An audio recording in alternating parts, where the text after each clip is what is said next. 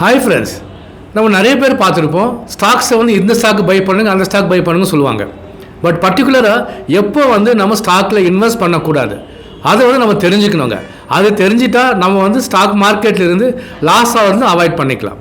For example பார்த்தீங்கன்னா ஒரு ரீசன்ஸை நம்ம இப்போ பார்த்துட்டு போகலாம். இப்போ ஃபஸ்ட்டு பார்த்தீங்கன்னா மார்க்கெட் வந்து சில நேரங்களில் வந்து கிராஷ் ஆகும். ஃபார் எக்ஸாம்பிள் பார்த்தீங்கன்னா இப்போது ஏதோ ஒரு வார், ஏதோ ஒரு குளோபலாக வேர்ல்டு வைஸில் ஏதோ ப்ராப்ளம்ஸ் இருக்கும்போது அந்த டைமில் வந்து நம்ம ஸ்டாக்ஸை வந்து அவாய்ட் பண்ணுவாங்க. ஸோ செகண்டரி பார்த்தீங்கன்னா அந்த கம்பெனியோட ஓனரோ, அதாவது லீடர்ஷிப்போ இல்லை ப்ரொமோட்டர்ஸும் சொல்லுவாங்க, பார்ட்னர்ஸு, இவங்களுக்குள்ள ப்ராப்ளம்ஸ் இருக்கும்போது அந்த ஸ்டாக் வந்து ஃபால் ஆக சான்சஸ் இருக்குது. ஸோ அந்த டைமில் நம்ம அவாய்ட் பண்ணாங்க. அதுக்கு அடுத்தது பார்த்தீங்கன்னா எக்கனாமியில் வந்து வீக்னஸ் ஆகிட்டு இருக்கும், அதாவது பணவீக்கத்தினால ஸோ மார்க்கெட்டில் வந்து ஒரு ஸ்டேபிளாக இருக்காதுங்க. தேர்ட் ஒன் பார்த்தீங்கன்னா இப்போ மார்க்கெட்டோட ஸ்டாக் ப்ரைஸ் வேல்யூ வந்து அதிகமாகிட்டு இருக்குங்க.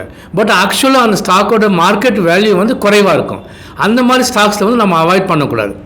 அப்புறமா முக்கியமானது வந்து ஒரு நண்பரோ இல்லை ஃப்ரெண்ட்ஸோ ஒரு பர்டிகுலர் ஸ்டாக் வந்து இதை பை பண்ணுங்கள், அந்த ஸ்டாக் பை பண்ணுங்கன்னு உங்களை வந்து ஃபோர்ஸ் பண்ணுவாங்க. ஸோ நிறைய பேர் இந்த மாதிரி நான் பார்த்துருக்கேன். ஸோ இந்த ஃபோர்ஸ் பண்ணி என்ன பண்ணுவாங்க, ஸோ எதுக்காக அது பை பண்ணுறோம், ஸோ எதுக்காக அது வாங்குறோன்ற ஒரு நாலேஜே இல்லாமல் அந்த ஸ்டாக்ஸில் போய் இன்வெஸ்ட் பண்ணக்கூடாதுங்க.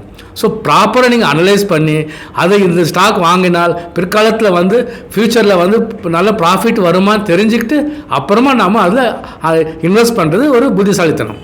தேங்க்யூ.